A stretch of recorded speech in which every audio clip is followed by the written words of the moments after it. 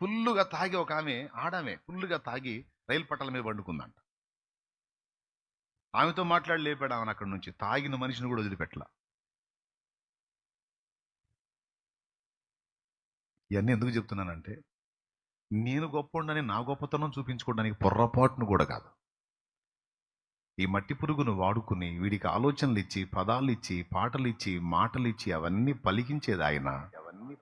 అవి నీ దాకా చేరవేసేది ఆయన. ఈ రోజు నువ్వు సన్నిధిలో కూర్చుంటే, ఈ రోజు నీతో మాట్లాడడానికి ఇష్టపడి, నాతో మాట్లాడడానికి ఇష్టపడి అందుబాటులోకి వచ్చింది కూడా ఆయన. మనకు కనబడడు గాని నిరంతరం మనతోనే ఉన్నాడు ఆయన. నిరంతరం మనతో.